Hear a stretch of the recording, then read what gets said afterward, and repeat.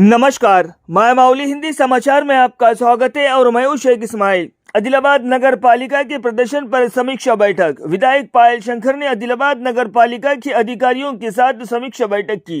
ये कार्यक्रम कलेक्टर कार्यालय के कॉन्फ्रेंस हॉल में आयोजित किया गया। इस अवसर पर पायल शंकर ने कई महत्वपूर्ण मुद्दों पर चर्चा की, जैसा कि क्योर के कॉलोनी में कार्यकाल में क्यों लंबित किया जा रहा है। अधिकारियों से कहा गया है कि क्योर की कॉलोनी में स्वीकृत सड़कें और सीवरेज मिशन भगीरथ पानी जो पिछली सरकार द्वारा महत्वाकांक्षी से शुरू किया गया था, वो अब तक क्यों नहीं दिया गया, इस पर सवाल उठाया।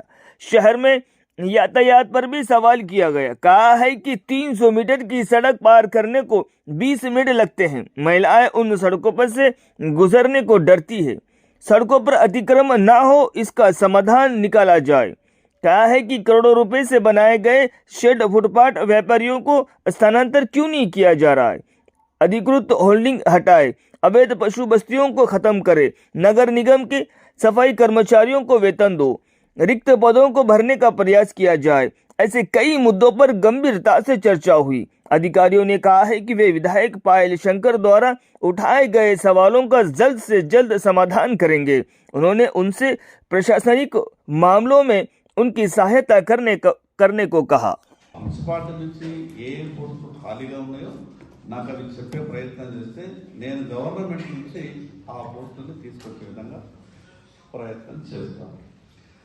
అన్నిటికన్నా ఇంకో 31 మార్చ్ ఇప్పుడు వచ్చి మార్చ్ 24 లోపు వాళ్ళు కట్టడానికి 4 మంత్స్ పీరియడ్ ఉంది. సో వాళ్ళకి సెకండ్ షోకాస్ కూడా ఇచ్చేసినామా, ఆల్రెడీ ముందే కట్టేయాలి. అడ్వాన్స్ పేమెంట్ జూన్ జూలైలో కట్టాలి యాజ్ పర్.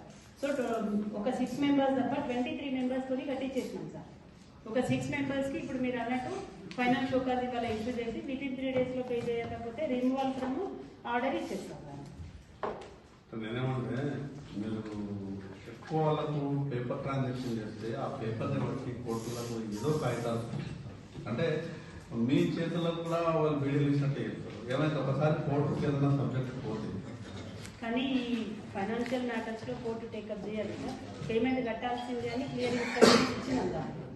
అంటే వాళ్ళు ఏం చేస్తారు, ఈ కోర్టులో ఏమైందంటే గ్రౌండ్ రియాలిటీ తక్కువ చూస్తారు. పేపర్ మీద ఏదో కారణం పెట్టి ఏదో ఎంత ఇప్పటివరకు 5 సంవత్సరాలు అయింది, ఎంత పెండింగ్ ఉన్నది సార్. ఎవ్రీ ఇయర్ అంటే 90 నుంచి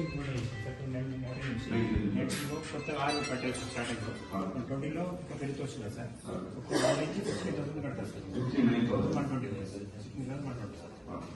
ఒక ఇప్పుడు మనకు అఫీషియల్గా ఎన్ని సార్ అఫీషియల్ సార్ ఇప్పుడు 29 ఉంది సార్. అన్నిటికీ పేమెంట్ చేశారు సార్. ఇయర్ పేమెంట్ చేయలేదు, కారు అన్నిటికీ పేమెంట్ ఉంది సార్. చేసింది సెకండ్. మనం అధికారికంగా వాళ్ళ ఆన్లైన్ లో పర్మిషన్ అప్లై చేసే విధానం ఉన్నది. ఆన్లైన్ లో మనం అప్రూవ్ చేసేస్తాం. అయితే ఈ అప్రూవ్ చేసేదానికి మనం మున్సిపాలిటీ అప్రూవ్ చేసుకుంటాం, డైరెక్ట్ పైకి వెళ్ళి వాళ్ళే అప్రూవ్ చేసేస్తారు.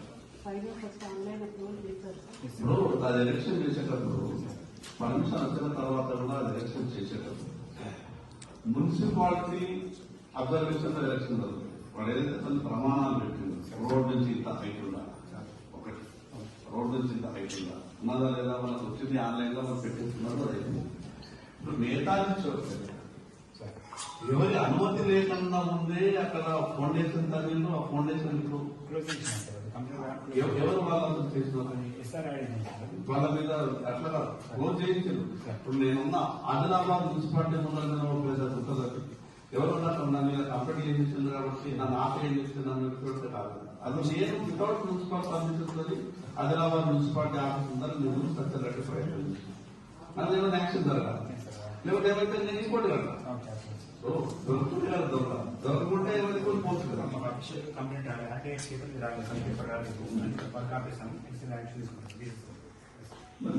మీరు ఆర్టీఐ సమాచారాన్ని ఇచ్చినట్టు 22 హోర్డింగ్లకు మాత్రమే పర్మిషన్ ఇవ్వడం సమాచారం. పేమెంట్ కట్టేస్తారు, అందుకే పేమెంట్ స్టార్టింగ్ స్టేజ్ లో ఉంది సార్. పేమెంట్ కట్టలేదు, మళ్ళీ కట్టేస్తారు. పేమెంట్ ఉంది కదా. ఇప్పుడు మనకి ఇల్లీగల్ గా ఏ ఒక్క హోర్డింగ్ లేదు. పేమెంట్ కడుతున్నారు sir. Tax pending. Year 6 hoarding కట్టేస్తారు.